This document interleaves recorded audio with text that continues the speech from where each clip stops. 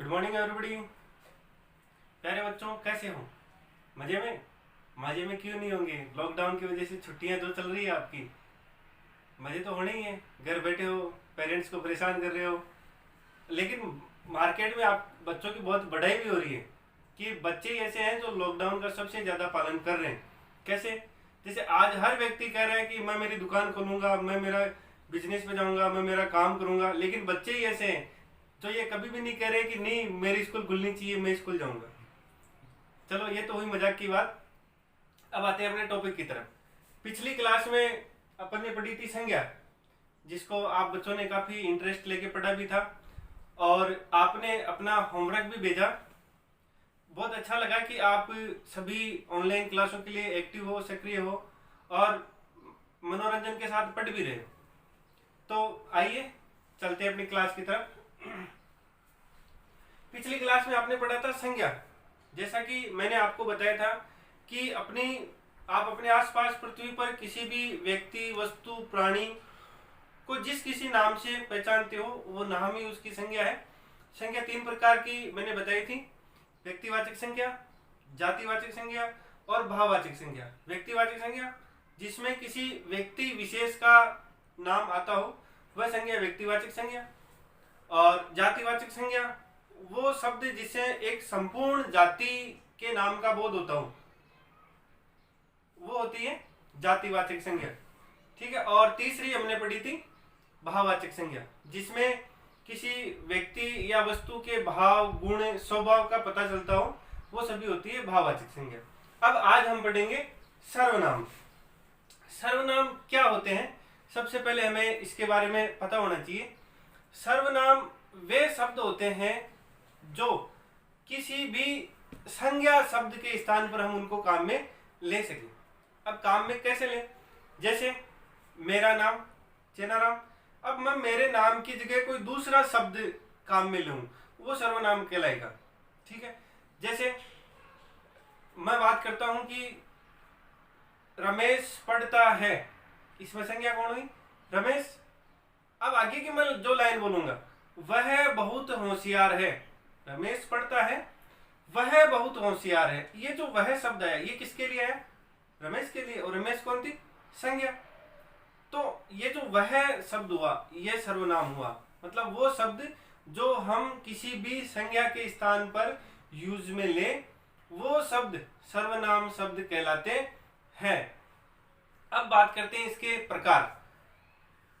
सर्वनाम के मुख्य रूप से 7 प्रकार हमें बताए गए हैं, जिसमें पुरुषवाचक सर्वनाम, निश्चयवाचक सर्वनाम, अनिश्चयवाचक सर्वनाम, संबंधवाचक सर्वनाम, प्रश्नवाचक सर्वनाम, निजवाचक सर्वनाम और संकेतवाचक सर्वनाम। ये तो 7 सर्वनाम है। लेकिन हम कैसे पहचान करेंगे कि कौन सा सर्वनाम शब्द इनमें आता है? इसके लिए सीधा सा है कि हमें उस शब्द की प्रकृति को पकड़ना पड़ेगा कि वो शब्द किस प्रकार का है। अब हम यहाँ से एक एक के बारे में चर्चा करेंगे। सबसे पहले आता है पुरुषवाचक सर्वनाम। अब पुरुषवाचक सर्वनाम कौन से होते हैं? मतलब वे शब्द जो संज्ञा के स्थान पर काम लिए जाते हैं, लेकिन वो किसी पुरुष व्यक्ति के लिए काम में लिए जाए। पुरुषवाचक सर्वनाम के भी 3 भेद हैं: उत्तम पुरुष, मध्यम पुरुष और अन्य पुरुष। आप इसको इस प्रकार समझें कि जैसे कोई भी 2 व्यक्ति बात करते हैं तो प्रथम पुरुष तो हो गया जो बोल रहा है वो, और मध्यम पुरुष हो गया जो सामने सुन रहा है वो, और अन्य पुरुष हो गया कि जिसके लिए वो बात कर रहे हैं। ठीक है। अब इसके जो सर्वनाम शब्द कौन से हुए? जो उत्तम पुरुष है उसके सर्वनाम शब्द हुए मैं, मेरा, हमारा। ठीक है। और जो सामने जो मध्यम पुरुष होता है उसको कहते हैं ना अपन तू, तेरा, तुम्हारा। ये जो सर्वनाम शब्द है ये हुए मध्यम पुरुष के।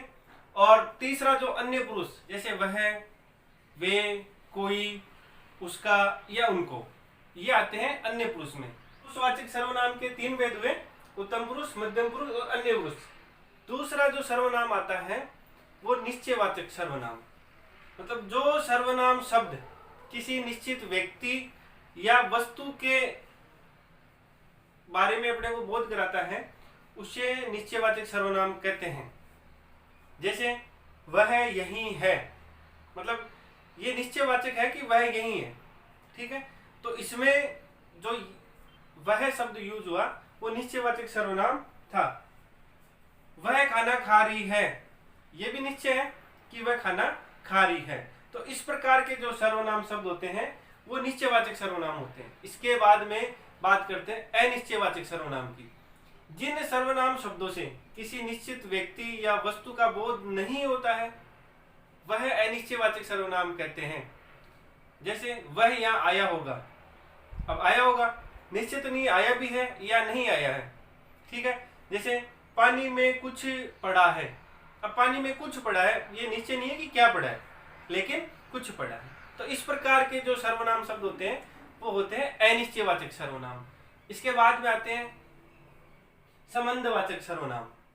जिन सर्वनाम शब्दों से किसी अन्य संज्ञा या सर्वनाम शब्दों से संबंध होता है अथवा जो दो वाक्यों को आपस में जोड़ते हैं उन सर्वनाम शब्दों को संबंधवाचक सर्वनाम कहते हैं। जैसे जो कठिन परिश्रम करता है वह सफल होता है। जो कठिन परिश्रम करता है, जो और वह, ये आपस में सर्वनाम संबंधवाचक सर्वनाम हुए। इस प्रकार के सर्वनाम शब्दों को संबंधवाचक सर्वनाम कहते हैं। ठीक है, इसके बाद में बात करते हैं प्रश्नवाचक सर्वनाम। प्रश्नवाचक सर्वनाम क्या होते हैं कि जिन सर्वनाम शब्दों द्वारा किसी प्रश्न का बोध होता हो। ठीक है, जिस सर्वनाम शब्द को पढ़ने से ऐसा लगता है कि इसमें कोई प्रश्न पूछा गया है वे प्रश्नवाचक सर्वनाम कहलाते हैं। जैसे यह पुस्तक किसकी है, अब इसमें प्रश्न पूछा है कि यह पुस्तक किसकी है, तो इसमें जो सर्वनाम जो यूज हुआ है, जो यह जो शब्द है वो क्या कौन सा सर्वनाम कहलाएगा, प्रश्नवाचक सर्वनाम। जैसे यह मार्कर किसका है, अब इसमें जो यह शब्द यूज हुआ है ये कौन सा सर्वनाम कहलाया, प्रश्नवाचक। आगे आता है निजवाचक सर्वनाम। निजवाचक सर्वनाम वे होते हैं जो कर्ता, जो काम करने वाला स्वयं अपने लिए यूज में लेता है, वे सभी शब्द निजवाचक सर्वनाम कहलाते हैं।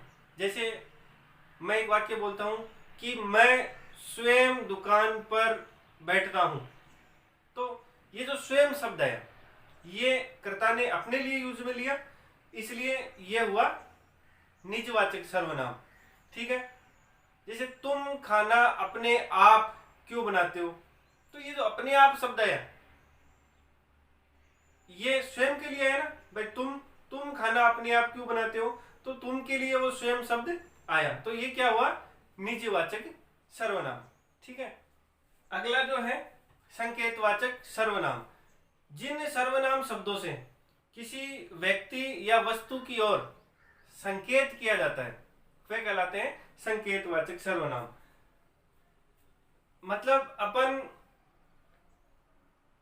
अगर किसी शब्द से अपने को ये लग रहा है कि ये किसी की तरफ इशारा कर रहा है तो उस सर्वनाम को अपन संकेतवाचक सर्वनाम कह सकते हैं। जैसे यह पुस्तक मेरी है, अब मैंने किसी पुस्तक की तरफ इशारा करके कहा कि यह पुस्तक मेरी है। ठीक है, तो इसमें जो यह शब्द आया, ठीक है, ये संकेतवाचक सर्वनाम के रूप में यहाँ प्रयुक्त हुआ है। वे आम मीठे हैं, कौन से आम, वे आम, मैंने कोई आम की तरफ इशारा करके बोला है तो यहाँ जो वे शब्द यूज में हुआ है ये संकेतवाचक सर्वनाम के रूप में यूज में हुआ है। इस प्रकार हम ये सभी जो 7 प्रकार के सर्वनाम है इनको, उन सर्वनाम शब्दों को उसका जिस रूप में प्रयोग हुआ है उस रूप के आधार पर उसका अपन आकलन कर सकते हैं कि ये कौन सा सर्वनाम है। तो ये हुआ आपका सर्वनाम। ठीक है, संज्ञा आपकी पिछली क्लास में क्लियर हुई थी, सर्वनाम आपको इस क्लास में बताया गया है।